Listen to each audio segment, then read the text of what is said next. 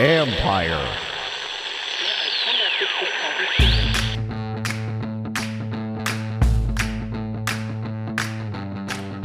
Hello and welcome to my podcast. Do me a favor, subscribe to the John Conn Report wherever you get your podcast. You're watching on YouTube, you know the deal. Hit that like button, hit that subscribe button. You can find us there as part of Empire Media. That's AMPIRE. And you can always read my work on ESPN.com. Don't forget that. Today, as you can see, if you're watching on YouTube, I am joined by the Washington Post, Nicki Jhabvala. And you can read her work on WashingtonPost.com. Nicki, it's hot out there. So that's why normally this is a post-practice wrap-up. Usually I would do it out from the facility. It's about approximately 900 degrees out there right now. So wanted to get out the other day, yesterday, my phone, just being inside in the tents, my phone was like overheating. My computer was overheating just like everybody else's. So wanted to do this in the nice air conditioning from our respective homes. Anyways, Thanks for joining me. So let's get to it. I kind of want to wrap up just the first week of practice, but today, 10,000 fans out there. Yeah. What kind of energy are you feeling around the team right now? Yeah, I mean, granted, I've only been there 3 years, but I've known about the state of the team for quite some time. Never seen anything like it. It's unbelievable. They had an estimated 10K, like you said. It was packed. The bleachers were packed. There were probably like 6 feet width around the field. That was just packed with fans. It's very cool to see. And you hope it lasts. Of course, with winning, it'll last as they go into the season. But it's very cool to see that energy. And I'm sure the players and the coaches can feel it. Well, you could tell Rivera talked to the crowd afterwards, and he was pumped up. He looked like a guy talking after a game, the way he was fired up. So I think it's safe to say these guys, I mean, anybody who's been here, like Andrew Wiley said in the press conference, that like the guys who've been here are shocked by what they're seeing. Oh, yeah. I mean, it was like a desert during training camp. There would be a couple really, really loyal fans that would show up. But otherwise, it was like a desert. Well, and the most pronounced difference was you had that picture that you compiled, was it yesterday, from the first day of 2022 and the first day of 2023 with the fan attendance. And there's sort of a marked difference. I mean, it was slightly different. Slightly different. And what you covered the Broncos. What was it like? Yeah. And I say, like, I've seen this here before. I have. It's just it's been so long. And in that interim, so much negative stuff has happened that it feels like eons ago. But what was it like in Denver?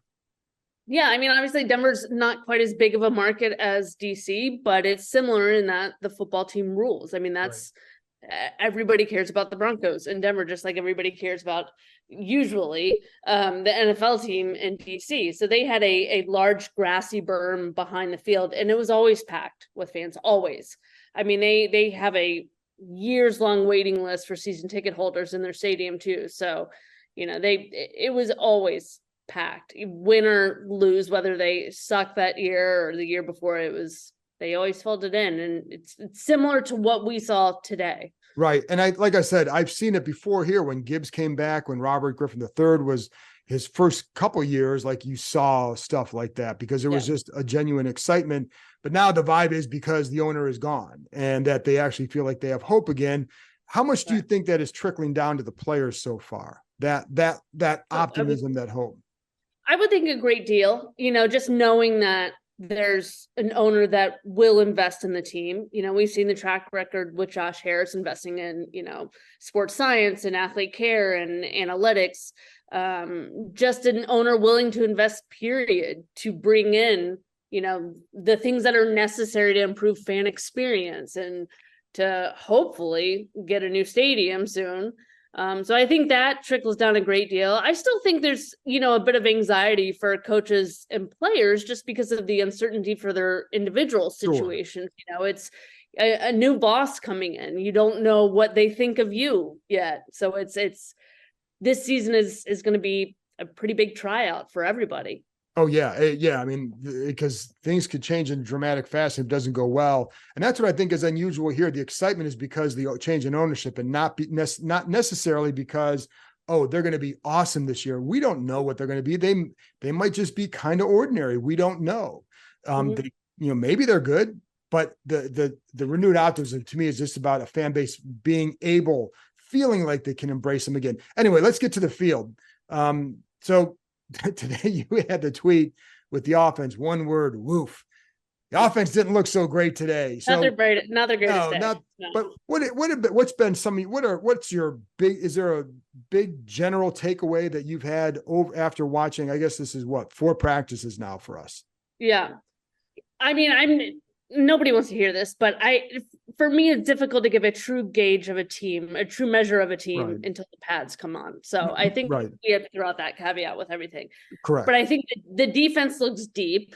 Yeah. That secondary is deep. They have young safeties galore. I think Chase Young looks really good. He looks like Chase Young again. You don't see any hesitation. He looks confident. He does not look like a player who's coming off a knee injury. Right. So I think that's really good. And you can see the talent they have on the field on offense too. I mean, they have some very talented backs. We all know about the receiving core. The biggest, I guess, concerns are the offensive line. Right. And they got worked today. I mean, they got worked. They got worked. And the quarterback situation. And it's been the quarterback situation for years with this franchise. Sam Howell could end up being that guy, which would be great for him and the franchise. He's young. He's inexperienced. We don't know what he is. And so far in camp, it's been a bit up and down. He's shown flashes of significant improvement over, his limited, body of work last year. But then he'll have days where he's just like, what is going on? Today was not the best day. And I know from talking, I know like we all know this, that it's not just coaches and players are more process oriented than results. So we're going to see certain plays like, oh, that looked horrible. And they're going to go back and look at, well, what was your decision making on that play? Because over time, that's what adds up in a positive way for a player. But, having said that, this was a rough day for them. And this is, I think, even on my podcast yesterday, I talked about how, we're not seeing these passes being airmailed like last year. Well, today you saw not to the same degree, but you saw more off-target throws. And you don't always know why that is, but it was not his best day. It was not the offense's best day. Yeah. So, right. And you don't know if it was the receiver ran wrong routes or if it's on him, but it was a collectively bad day for the offense. Where he actually right. And where Howell stood out, and I thought Brissett had a couple of nice throws. I thought he was a little bit sharper, but then for today I thought he had a better day. But with Howell, some of the better stuff for him is all underneath the slants. Right. He had one pass to Jahan Dotson that I love because I'm watching the route on the play. And it was just like a little, almost like a little comeback, if I remember right. But the ball was out before he's even thinking about turning. So he turns and it's right there. But by doing that, it gives him a chance to get into more yards after the catch. So there were things like that you saw, but more the downfield throws were not there. And I also, one thing that has stood out to me, Nicki, with the first couple of days is that you don't see these receivers really being wide open and as much. And I really like this secondary. I don't know if they have a great player, but I really like them. So I'm curious what you think. No, I agree with you. I mean, I do think Emmanuel Forbes is still an unknown because he looks really good in practice. He's a smart player. He can be everywhere and he's quick as lightning, but he is small. And there have been times where receivers push him back. Will that be an issue or no? It didn't seem to be an issue at all in college, but college is a lot different than the pros. But I agree with you. I think they are solid all around and they're deep. I mean, they got 2 strong outside corners now in Forbes and Fuller. They have plenty of options to move into that big nickel role. Very good safety, obviously, in Cam Curl. I think Derek Forrest has grown into a really talented player. And then they have so many other versatile players that they can move in and out. And, I know you mentioned this to somebody else earlier in the day that we're seeing like a different personnel grouping with every play. I mean, they're just rotating guys in and out. And that's the beauty of disguise, with the defense. When you become predictable, you become too easy. Well, and they've got beat on a lot of things with that. but Right. they're moving guys in and out. Yeah. And I think you're right on that. And that's one of the things I really like, because it is a smart secondary. And I think and again, it's funny because they would draft some guys here in the past 10 years ago or whatever. And like, oh, well, we wanted to play this way. Well, and I would be like, well, that's not who he is. You can't draft a guy and say, draft a guy who's not smart or tough and then say, we want to be a smart, tough player. I think that's what I think with this group, I think that's what they've done. Quan Martin, I think people who listen to this know I really like what I've seen from him, Forbes. But the personnel groupings, you're right, because that also helps the linebacker depth too, because you can now use a couple different safeties in that Buffalo nickel role, depending on the matchup. You could go with 4 defensive linemen, 1 linebacker, 6 DBs. You can go 5-1-5. There's a different possibilities with it. So, but yeah, that's a good point. And then the other guy, I'm curious what you think. I really, really think Benjamin St-Juste is having a good camp. I mean, I think he's having a really good camp. Yeah. And, he's the guy that just jumps out to me with it. And then I like watching him against Terry, because you get a great measure, but he's done a really good job. I think that's really a guy that he's an athletic freak, first of all, but just having those traits doesn't necessarily make you a good corner. But he's been playing a lot in slot, and it's a good time for him to really step up, because there's more competition for guys that can play inside. But he has played really well. And I think, as you're right, that's the other thing they talk about too, the versatility with the slot, because you can put St-Juste in there. If you're going to go Forbes and Fuller, you're going to put him inside. Now you can always slide inside, outside, there were 3 consecutive plays, and this is not anything new with Cam Curl, of course, but he went from the deep safety to moving inside to down as a linebacker. I mean, he's that Swiss Army knife, but they have many more guys around him who can play multiple positions too, not to the extent that he can or the level he can, but move them all around. School is out and summer is here, so it's time to plan your next family adventure. With 8 different levels, 16 courses, 250 climbing obstacles, and over 4,000 feet of zip lines, the Adventure Park at Sandy Spring, located in Montgomery County, Maryland, is the largest ropes course and zip line park in the country. Beat the heat and join us after dark for some night climbing. When the sun goes down, the park is lit up, allowing you to climb under the stars. Check out their glow-in-the-park events for extra glow lights and music throughout the forest.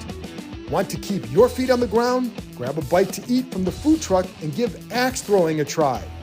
Perfect for first-timers or experts, their projector systems allow you to throw at traditional targets, play tic-tac-toe, connect four, or even hunt zombies. Listeners of this show can get $5 off any ticket by entering the code KEIM23DC at checkout. That's promo code KEIM23DC, KEIM23DC. Now open 7 days a week, this is the perfect time of year to get outside and join the adventure at theadventurepark.com. And you brought up Chase Young too, and I agree with you. I think he's looked pretty good. Is there anything that has stood out to you with just watching him what were you looking for in particular when you watch him? I mean, I think his get off first is definitely noticeable. He shed the brace, but he just looks quick. That first step is quick. He plays confidently. Ron Rivera stressed throughout the entirety of last season when he was close to coming back and then finally did come back in those last 3 games. He's got to be able to plant that leg and plant it strong and be able to, move off of it easily. And, there's no hesitation with his movements now. I still want to see how he handles the joint practices and, especially games as he takes on more chips and double teams. What's his counter? Right. And then also secondly, does he freelance less? That was a big thing for the defensive line in 2021 at the start.